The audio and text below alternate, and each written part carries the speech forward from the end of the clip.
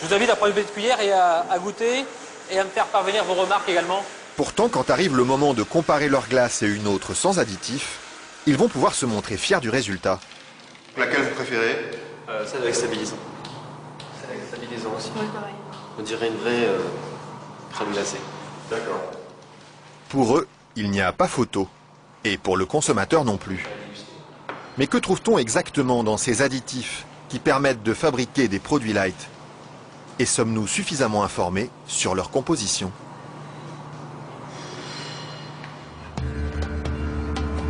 C'est à Vilvoorde, à quelques kilomètres de Bruxelles, que nous sommes allés chercher les réponses. Au bout de cette zone industrielle se cache une usine très discrète, filiale d'un des plus grands groupes chimiques européens. On y fabrique l'un des additifs les plus utilisés par l'industrie, le E441, plus couramment appelé gélatine. Et le responsable commercial de l'usine, Michel Vandenberg, n'est pas peu fier de nous montrer tout ce qu'on arrive à fabriquer avec son produit miracle. Alors je vais vous montrer quelques exemples des principales applications de la gélatine. On a naturellement le secteur alimentaire qui est l'application la plus importante au niveau mondial. Alors vous avez ici tous les produits gélifiés. Le premier marché pour lui, ce sont les bonbons. Mais on trouve aussi sa gélatine dans des gélules pharmaceutiques, des pellicules photo et même des shampoings. Dites-moi, il y en a vraiment partout de produits finalement. Ben, ce serait pas mal qu'il y en ait partout. Mais pour ça, il faut produire toujours plus. Alors ici, l'usine tourne à plein régime. Et la fameuse gélatine de Michel Vandenberg, la voici qui sort, tout au bout de la chaîne.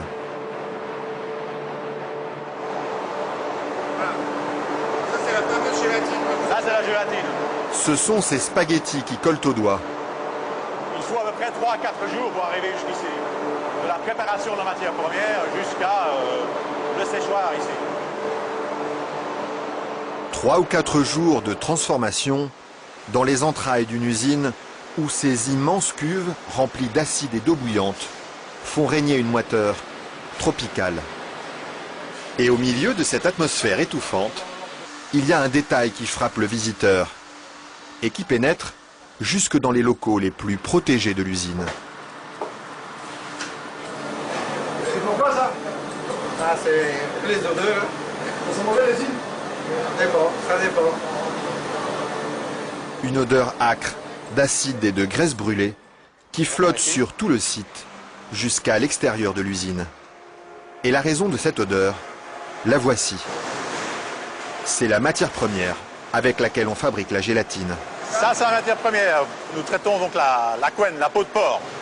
D'accord. De la peau de porc qui arrive par palettes entières dans son usine. Une matière première qui ne lui coûte presque rien et qu'il achète dans toute l'Europe. Ceux-ci viennent de Hongrie. Ça vient de Hongrie, d'accord. Voilà. Et tous les jours, près de 150 tonnes de couenne de porc attendent dans ce hangar d'être dévorées par un monstre d'acier au nom évocateur, Dinosaurus.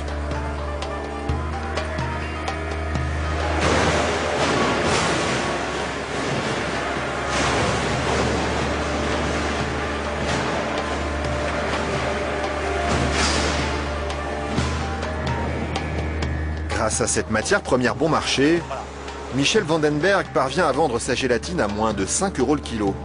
Un prix défiant toute concurrence qui lui ouvre sans cesse de nouveaux marchés. Et celui qui marche bien en ce moment, c'est justement le marché des produits light. Attendez, il faut pas filmer ça à 1 minute. Mais voilà, ceci, qui est un beurre allégé, 40%. Alors un fromage frais, 0% matière grasse. Et chez lui, on trouve même les plus grandes marques. En marque Danone, taille fine. Une mousse liégeoise de chez Auchan. Voilà, une mousse de la laitière. Alors un produit Weight Watcher, donc avec moins de matière grasse, donc pour stabiliser le produit, pour maintenir l'onctuosité des produits, on utilise la gélatine. Un produit que les industriels n'hésitent pas à utiliser en grande quantité. Le seul problème, c'est qu'ils oublient parfois de l'écrire sur les étiquettes. Quand on les regarde, on lit bien la mention gélatine, mais pas l'origine du produit. Ils mettent gélatine, mais ils disent pas quelle est l'origine de la gélatine. Pourquoi? Ils n'assument pas que ce soit fait à partir de porc. C'est quoi le problème qu'ils ont avec ça? Non, mais je veux dire... Non, parce que c'est un problème, c'est un sujet très sensible.